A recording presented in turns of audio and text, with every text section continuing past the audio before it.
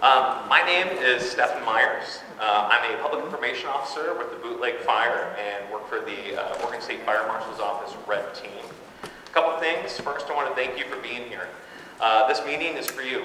This gives you access to those that are working on the fire to answer your questions and make sure that you're informed on what is happening in your community and what everybody's working towards in putting this fire out. Also, I want to thank our hosts. Thanks to the theater, they've been phenomenal in hosting us this evening, so thank you to them. And also to the community of Lakeview. We know coming in with the people that we have that help support the fire, there's a lot of new population to the city, and we appreciate your graciousness in hosting us. Also, I'd be remiss if I worked for a fire department and did not point out exits. If there's an emergency here or behind me, and then there's 2 exits back out that way. So please be aware of that if emergency was to occur. So with that, I want to get right to getting you information about the fire. Our first speaker is going to be Kyle Gibbons. He's with operations for the Oregon Department of Forestry.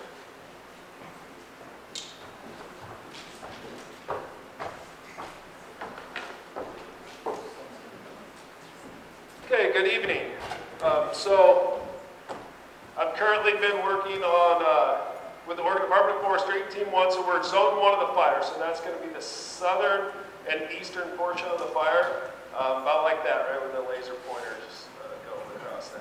So the entire fire is currently about 395,000 acres, 32% contained, and so we've been making some progress, and so I'll go over a little of what we've been doing out there. So starting up here in the northern portion of Zone 1, north and east, Division Delta. So on this entire eastern flank of the fire for Zone 1 here, we've had lines in place for probably pushing 48 hours on this piece here, and we've been holding the line. So we have an aggressive night shift, day shift, and we haven't had any new fire growth in that area in about the last 48 hours. So we have dozer lines in place, hose lays, hand lines.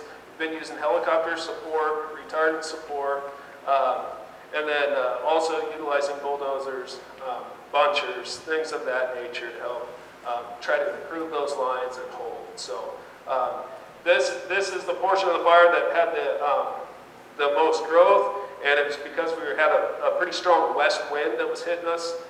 So southwest, west, it'd be gusting at about 30. Humidity is extremely low in the teens, and so that's where it was developing a lot of that extreme fire behavior. And so, it gave us some challenges, but we were able to get around it. And we don't really anticipate a lot of growth from this point, so anything can happen. It just takes one ember across the line.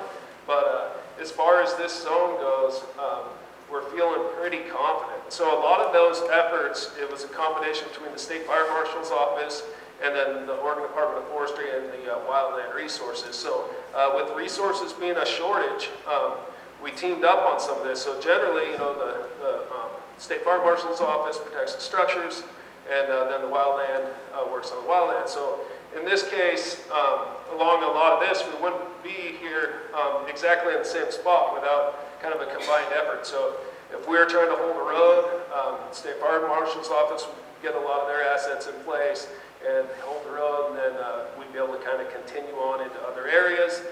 Also, they'd be working in coordination, knocking down some flaming fronts and kind of tying some of this stuff back into the road. So, like for example, in here, our main control line's the 34 road.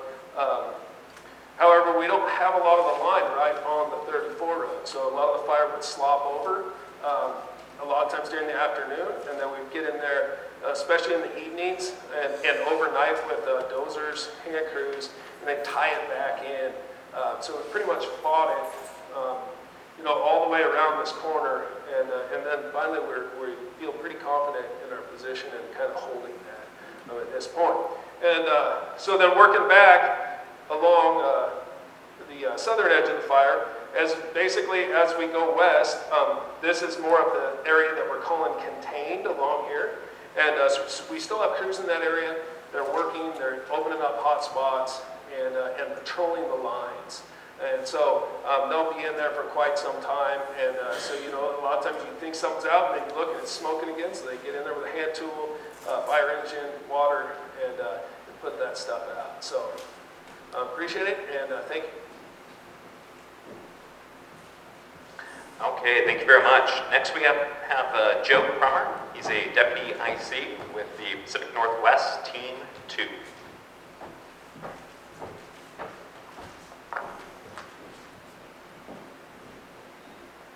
Evening, everyone. It's a pleasure to be here. I'm going to talk a little bit about I think we've been here 8 days, and kind of what set us up to what you see on the map. Pacific Northwest Team 2 has been Zone 2, which works out really well since Hessel's team is Team 1. It worked out really well. So first off, we got here 8 days ago, and it was a new experience for, I think, all the teams that were here. That usually we'll do a unified command, and we kind of all sit in the same place. We all kind of make these decisions kind of together. It kind of worked a little different this way. We zoned the fire, but we still were one fire, one team. And it has worked out tremendously for a Fed team, with the state of Oregon team, with OSFM. It's actually been a tremendous partnership, and I think it's one of those things that I look forward to doing it in the future. So we got here, and we're all just trying to figure it out. All the ICs sit down together, and we come up with this framework with Hessel's leadership on that, of how this is all going to work. It was new for us, right? But a lot of us know each other. We've known each other for years, and so that really helps. So that's kind of when we got here, and this what set us up for this. So kind of weather-wise, since we've been here, our first few shifts were kind of westerly, and that was really hampering the ODF team and OSFM team down here on this section here. Now we were able to make some progress up to the north and the northeast. And then for 6-7 days, we've had southwesterly winds, which is an alignment for our fire growth to go to the northeast, right? There's some terrain-driven winds in there that may do something different, but generally that's where our fire has been growing. And you'll probably hear from fire behavior, we have critically dry fuels, and it's not just the dead fuels, it's also the green timber. Live fuel moistures are at record levels, especially for mid-late July, which these green trees that are out there burn just like they are dead fuels, so they really react the same as if it was a snag sitting there with red needles. So it's kind of like a little overview of where we got. Yesterday we had cloud cover, which really helped us. Today that wind switched a little bit up on that north section to being having a little more westerly component, which for us, if we get an advantage to that, is really going to help us out. So where are we on this fire? So we have Division Yankee, Whiskey, Romeo, and Mike. Those are looking good. Those are what we call patrol status. We're still working in there. We're patrolling, right? But we're using a lot less resources, which is really nice because we can bump those up where we need them. And then you go to Lima. Lima's been tough. That's we've had that alignment with the wind, and some of those big columns you've seen have been coming from there where we have the pyrocumulus, which are the big thunderhead-looking clouds. That's where a lot of that's coming from. So we have been constructing dozer line on Lima, and we got to Long Creek yesterday, which is good, because it only gives us a few miles to turn the corner. However, Long Creek is tough to get around and try to get through with our dozers. And so we've also had some dozers from the marsh coming, kind of working our way down. What was really awesome today, part of that one team concept, one fire is, as the ICs talk in the morning, our ops folks talk, all of our CMG members, all the people that run the fire talk. And so we are sharing resources. So the need for union hotshots came in, and we were able to share with our Team 1 was able to share with us. So we got union hotshots up there today with another hotshot crew that's on night shift, and we're trying to punch along here. So this is a critical piece in our fire to get up and around and get over the top, and then kind of cut that northern movement off. before the southwest winds come in. This time of year, predominantly you'll have more southwest winds than probably west or even north, right? North for us would be good for a few days, but we'll take the west. And then you come to the marsh. Marsh is looking really well. We've been in there hammering at it. We have lines in there, and this is all we're feeling pretty good about this area here. We have this little open area here, which we have a little bit of indirect line on, and then we'll look at options to kind of get that across there. But if that doesn't burn together, it's kind of scabby, which is why it hasn't really come together, but we need it secure. So we'll either have to put some fire in there or figure out how to do that. But that one is not as concerning to us as Lima. And then you come on to Division, India. That used to be the logs fire. That was, at one point when we got here, 9 miles away from the main body of our fire, of the logs fire. That's a long way, but when you're having fire growth of 2 to 4 miles a day, it's not as far as you would think it is.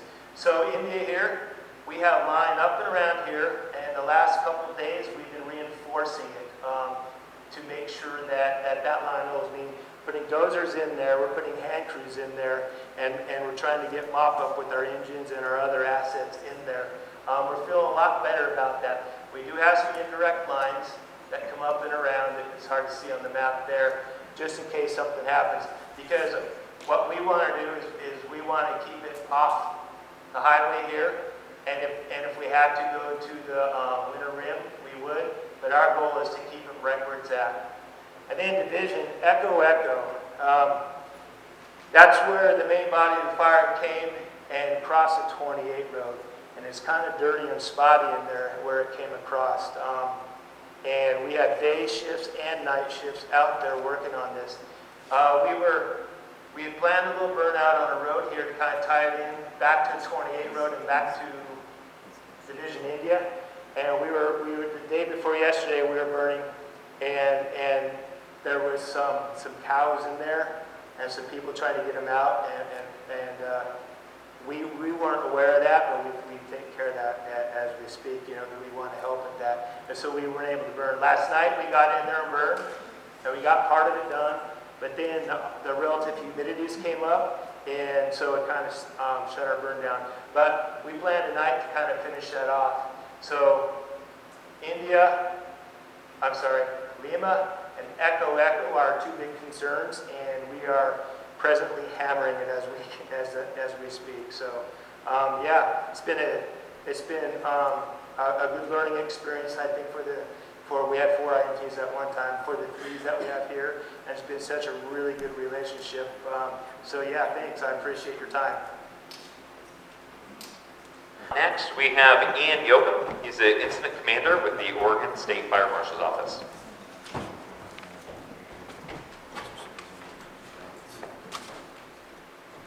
Good evening, Lakeview, home of the Honkers.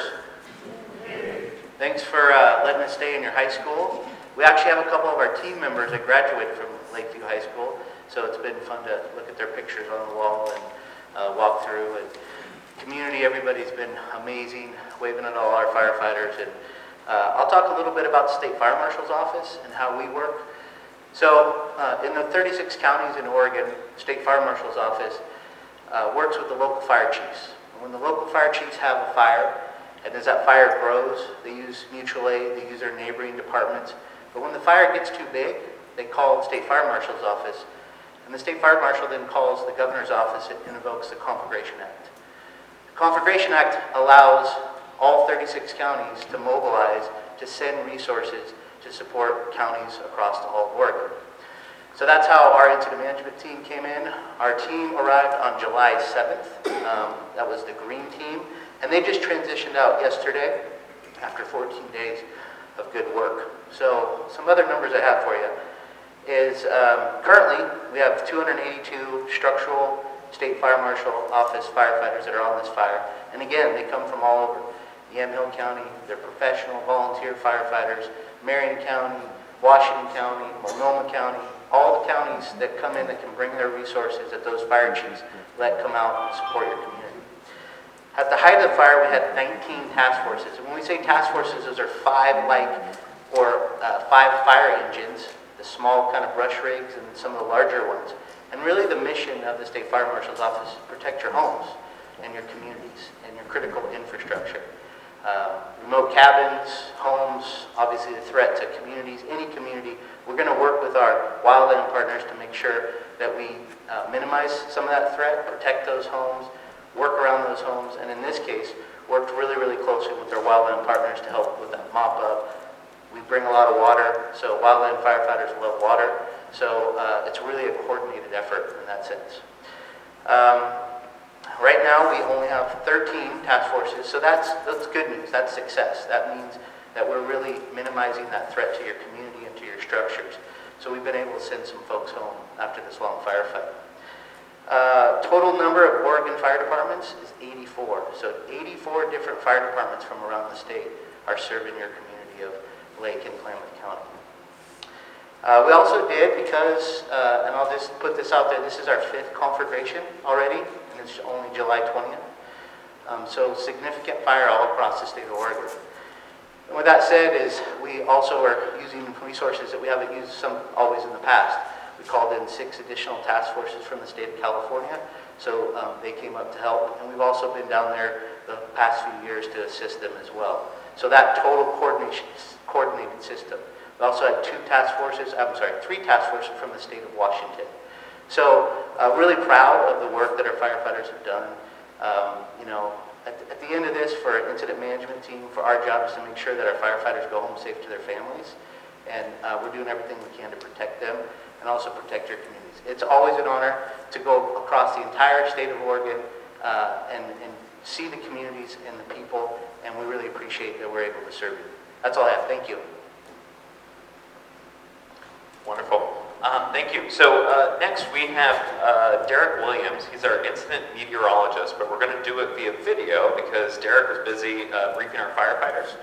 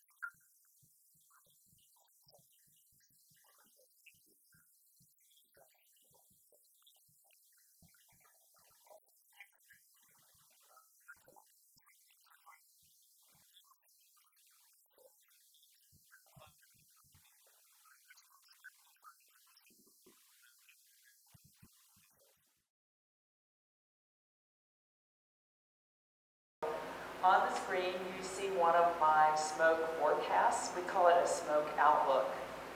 It really is a forecast of what I expect that the smoke is going to do around the fire for the current day and the next day. I try to have that issued by 8 o'clock in the morning. If you haven't already found a way to access that, you can go to the Oregon Smoke blog, or you can Google smoke outlooks, or you can probably go to just our fire page and find that. I am assigned to the Bootleg Fire, but I don't just work with smoke from the Bootleg Fire because you can't isolate which smoke is coming from where. So yesterday morning, I thought, Lakeview's going to be really good. I had a forecast, green, everything's going to be lovely all day. And it's kind of like a weather forecast can be wrong, any forecast can be wrong. Sometimes it's a mistake of the person who's predicting, and sometimes something changes. And what changes yesterday was a big fire to the south of us, the Dixie Fire in California, did what firefighters call blow up. So just like you saw those big smoke plumes on the slides that we were looking at that Derek showed you, they were getting that much smoke coming from California right in your direction. So that's the forecast. But I say, it's like I can forecast what I weigh. If I never measure it, who knows? I can claim anything, right? So I have some tools to measure air pollution. It used to be that an air monitor was always about as tall as I am. It weighed about 100 pounds, and it cost thousands of dollars. So individuals couldn't own those unless you were rich. Government agencies mostly, and usually not even county, state and federal agencies own those expensive monitors. But now there are some smaller, I would call it a sensor really, and not a monitor. This is called a purple air sensor. You may have heard of these. And EPA has finally agreed. They think these things are accurate enough that it's worth sharing information from anybody who has one. So if we can go to the next slide, I can show you, this is called the Fire and Smoke Map. And you can see where people, it could be just a citizen like you or a community organization, has a purple air. Those are the squares on the map. And then the circles and triangles are those big, expensive monitors that I told you about. But they agree pretty closely, so I just thought you might be interested in seeing a purple air. And if you want to see what the real air quality is at any time, just Google Fire and Smoke Map, and you can go on there and look and see what it is in your community. For a lot of us, smoke is a nuisance, but for some people, smoke really can be life-threatening. People with heart disease, lung disease, people with asthma, very young children. We say older adults, and that's defined as 65 and older. And since I'll be 65 next month, doesn't sound so old anymore.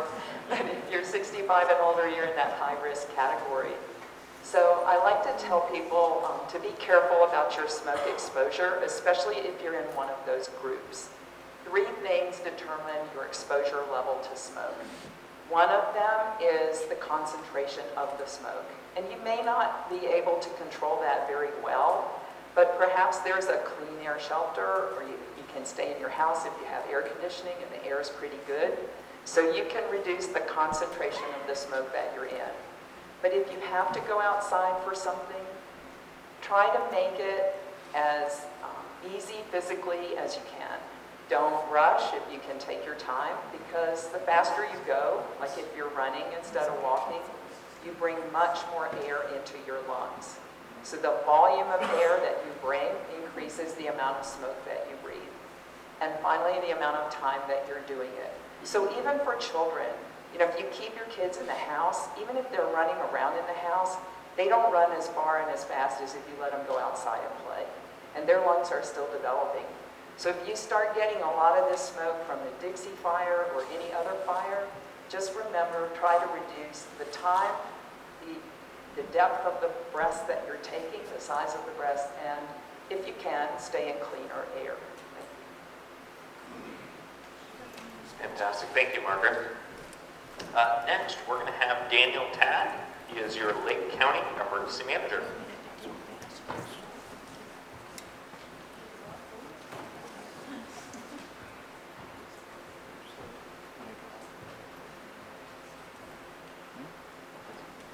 Just a little bit on the map. Can we go down just a little bit on that?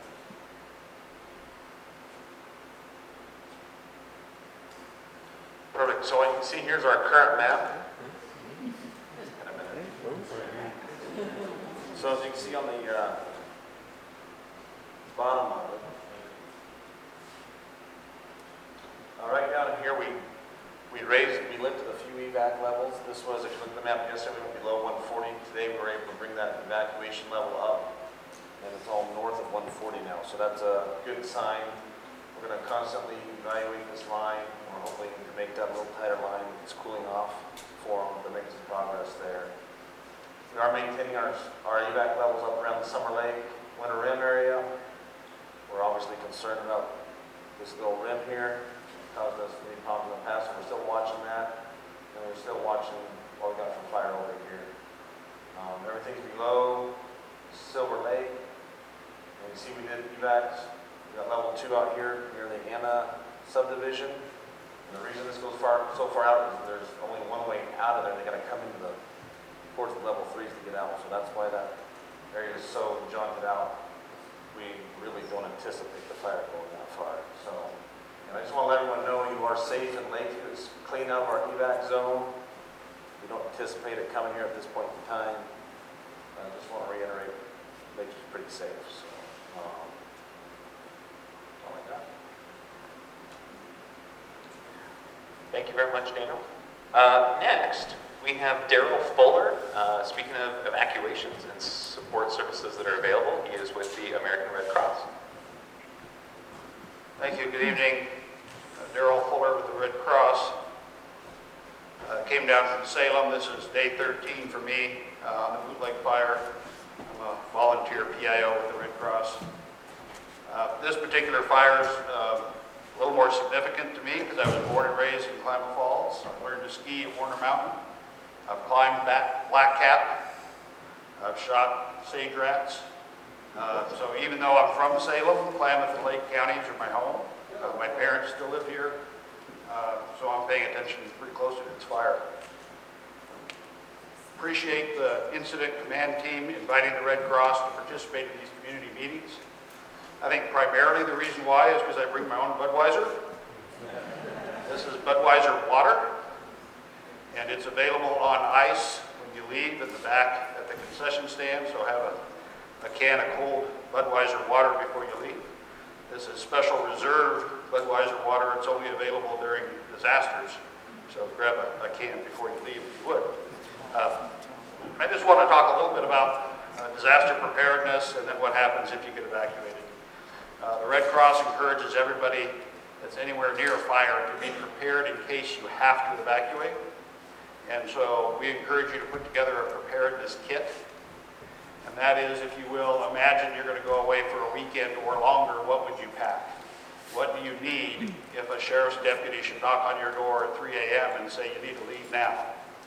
Lake County Sheriff's Office is going to do everything they can to give you a level 1 warning, which means get ready. A level 2 warning means be set. And then the level 3s go now. But because of fire activity, they may knock on your door with a level 3, or you may get a text on your phone that says you just need to go now. There's no guarantee of a level 1 and a level 2. So we encourage you to pack that bag, have it ready to go, either in your vehicle or somewhere close to your front door. Make sure you have prescription medicines, something to charge your phones. Make sure you have a set of your glasses and clothes, your toiletries, and that way you're ready to run out. People that are affected by disasters, that do lose their homes, one of the things that we give to them at the end, when they're going back to their homes to clean up, is a sifter. It's a box that has chicken wire on it, and you use that to sift through the ashes of your home to see if you can find anything that survived.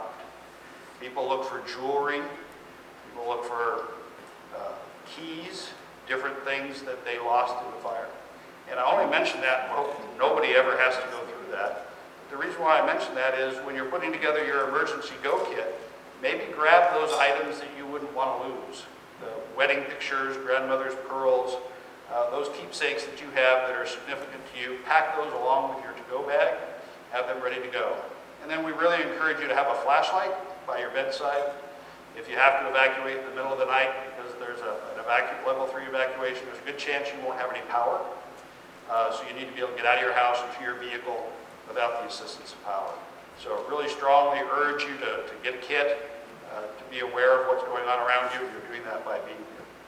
If you do get evacuated, the Red Cross will open evacuation shelters at the request of Lake County emergency managers. We've had one open at the middle school here in Lakeview for a number of days, and nobody came, and we're always excited to have empty shelters. That's good news for us. We don't want to see you. The shelter is currently closed, but it's on standby, which means if the Lake County Sheriff's Office calls and says, we need the shelter open, the doors at the middle school will be open within 2 hours. And if you come into our shelter, we'll provide you with a place to stay. You get 3 meals a day, snacks in between. We have trained emotional support people that understand what people go through in disasters. One of the hardest things that people go through at our shelters is not knowing whether they have a house or not. It's that waiting. And we have shoulders to cry on. We have people that can talk to you. If you do end up losing something, we have caseworkers that will connect you with long-term housing and help you in the rebuilding process. Again, something we hope that never happens. If you have your own camper or a trailer and you get evacuated, you don't want to sleep on a cot in a gymnasium, understand that. So if you have a camper of some kind, you're welcome to bring that to our shelters and stay in our shelters in your own campers. We'll still provide you 3 meals a day. We'll still provide you with casework if you have a loss. But people are certainly welcome to bring their own accommodations if they want to. I'll be here at the end of the meeting if you have any questions. Remember, we do have Budweiser on ice at the end of the meeting. And I do appreciate the incident commanders for including the Red Cross in their presentations.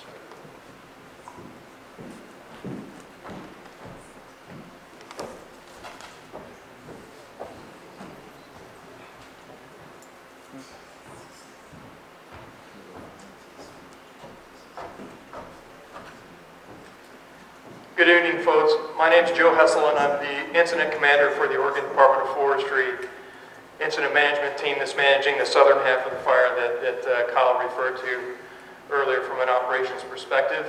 And we're the ones that are camped here with you in Lakeview and also have what we call forward operating base up just outside of Hawaii. And we're working with our OSFN partners to actually populate part of the Gearhart School up there. So before I forget, thank you for being such great hosts in those local communities. Believe you'll see quite a bit more of an effort and some additional folks in the Paisley area as well in the next few days as we look to ramp up there with efforts there.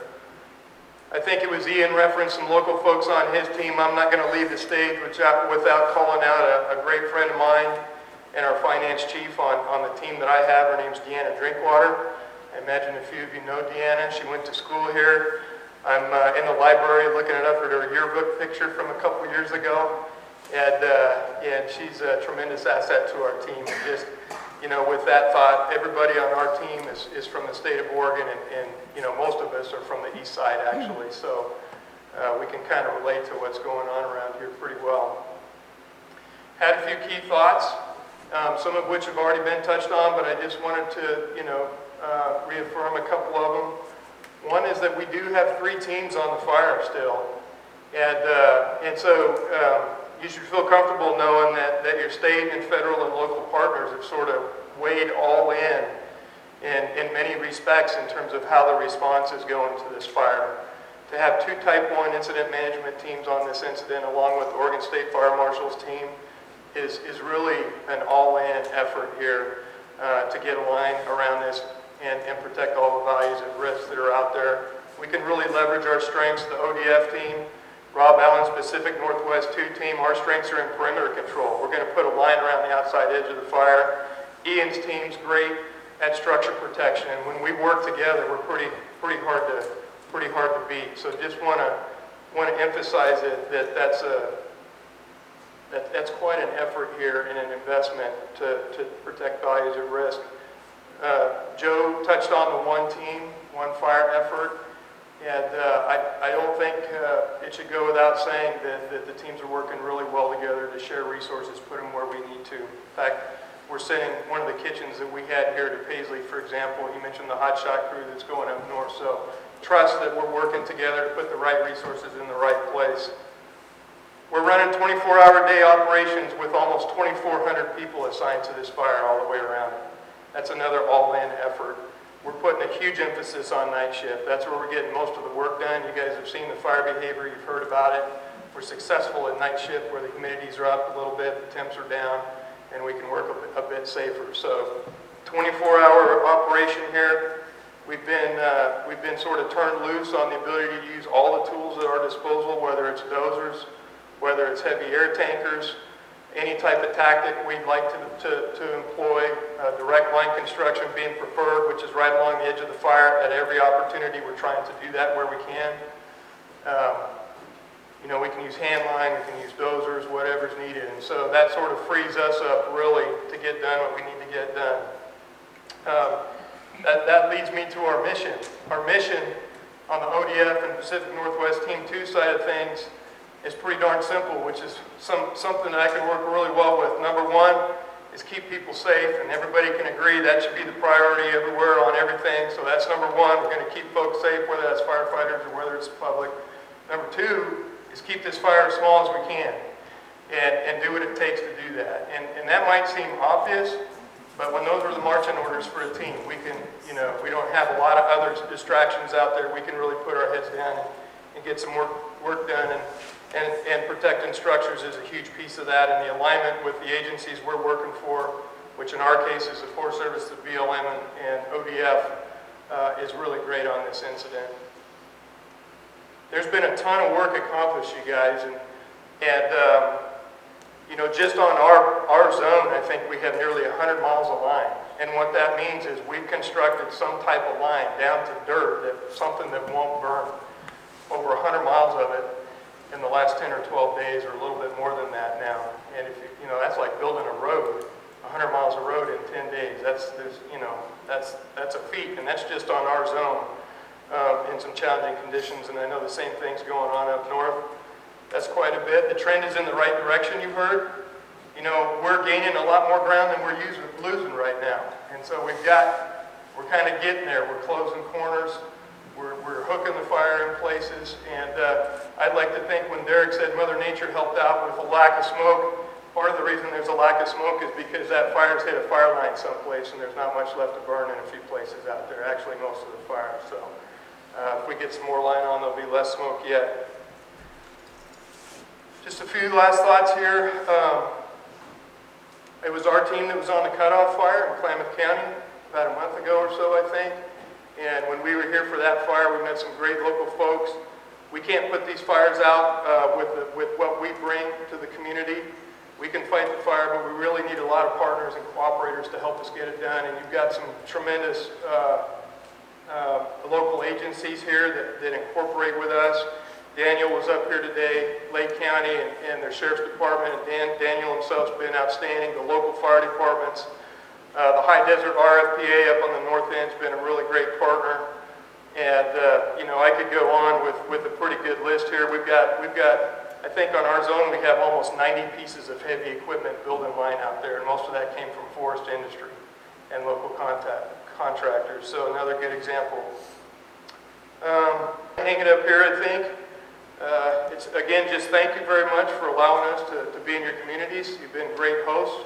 Hopefully we're not going to extend our welcome too much longer. One of the rules of thumb my dad raised me to believe is that you leave something better than when you found it, and that's really our goal here for all three teams, is to leave this fire when it's our turn to get out of here in a much better position when we found it. And that would go for the relationships in these communities also. And so hold us accountable to that, and we'll do the best we can. Thanks. Thank you, Joe. With that, this concludes our community meeting for this evening and information. But as we said before, we want to be accessible for questions you may have. So anybody that spoke today or this evening is going to be staying around. So please come on up and ask the questions you might have if they're specific to one of the sections. But with that, thank you very much for your time.